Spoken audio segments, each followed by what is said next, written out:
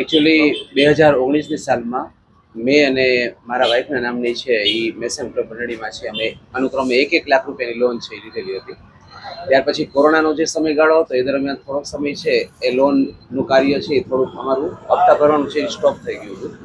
ત્યાર પછી છે એ કોઈ પણ પ્રકારની કહીએ ને કે માણસાઈ છે એ રાખ્યા વગર મંડળીએ એક પછી એક મારા અને મારા વાઈફના છે એ અલગ અલગ પ્રકારના છે એ ચેક બાઉન્સ છે કરવાનું ચાલુ કર્યું. સાથે સાથે આ સમયગાળા દરમિયાન છે એ લોકોએ અલગ અલગ સમૃદ્ધ દાવા પણ છે કર્યા અને એ સમૃદ્ધ દાવામાં મને અને મારા વાઈફને બેને અલગ અલગ પ્રકારે છે એ કોર્ટમાંથી એ પ્રકારના જપ્તીના ઓર્ડર છે એ લેવડાવવામાં આવ્યા કે જેમાં ઘરમાંથી બધો સામાન છે એ જપ્ત કરી લેવામાં આવ્યો.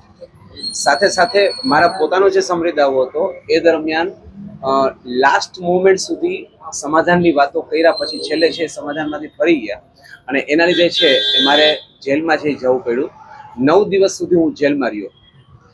આ દિવસો દરમિયાન મારા પત્ની અને મારો દીકરો અને દીકરી એ મને છોડાવવા માટે ચારેક ઓર છે એ પૈસાની જે કોઈ મહેનત છે એ કરતા હતા અને એમાં મારા દીકરો અને દીકરી એણે જે રીતે પૈસાનું છે એ એડજસ્ટમેન્ટ કર્યું એમાં ટોટલ 1,80,000 રૂપિયા છે અમે ભર્યા.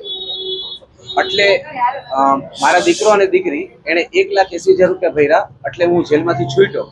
પણ એ દરમિયાન મારા દીકરા અને દીકરી પાસેથી જામીન પેટે 5 અલગ ચેક લઈ લેવામાં આવ્યા અને સાથે સાથે એ લોકો પાસે એવું નોટરાઇઝ કરાવી લેવામાં આવ્યું કે જો તમારા પપ્પા પૈસા ન ભરે તો તમે ભાઈ બહેન બંને તમારા નોકરીના પગારમાંથી પૈસા ભરવા માટે બંધાયેલા છો.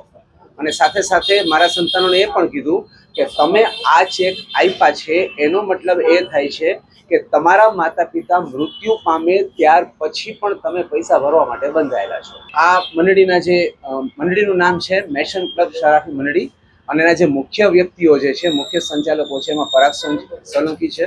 સાથે સાથે એના જે મેઇન ઓથોરાઇઝ રિકવરી પર્સન છે મોન્ટુ ટાક અને એના ભાઈ વિવેક ટાક. હા, ઓલરેડી મારે અને મારા જેવા ઘણા બધા લોકોએ છે એ પોલીસ ડિપાર્ટમેન્ટમાં છે ફરિયાદ કરેલી છે.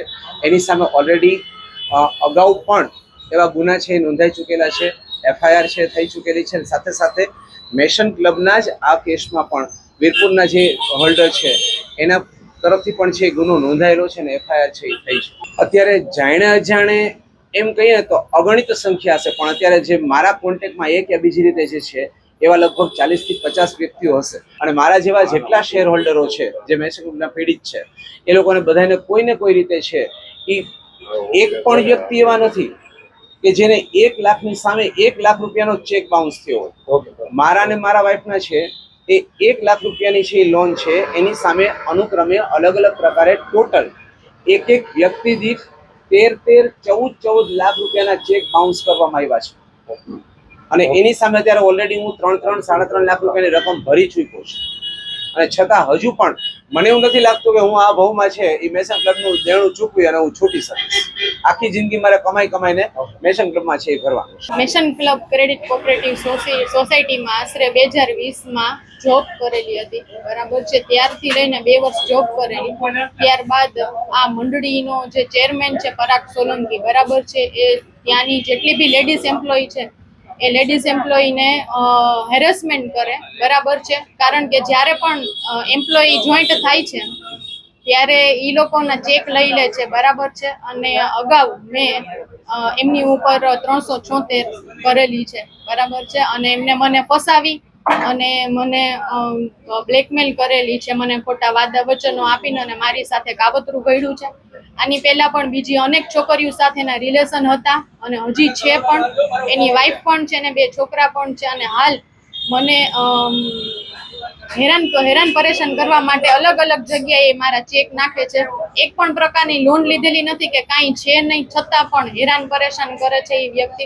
અને હાલ પણ રજિસ્ટ્રારમાં, લવાદ કોર્ટમાં બધા એને ઓળખીતા છે એટલે કોઈ એનું કાંઈ બગાડી શકતું નથી.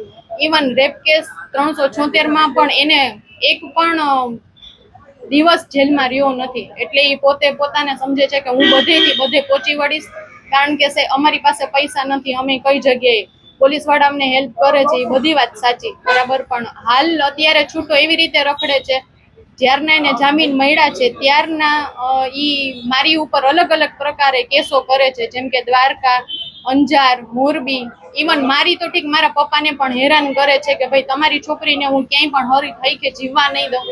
અને આવી રીતે મારી જેમ બીજી અનેક છોકરીઓ ઉપર કેસ કરેલા છે.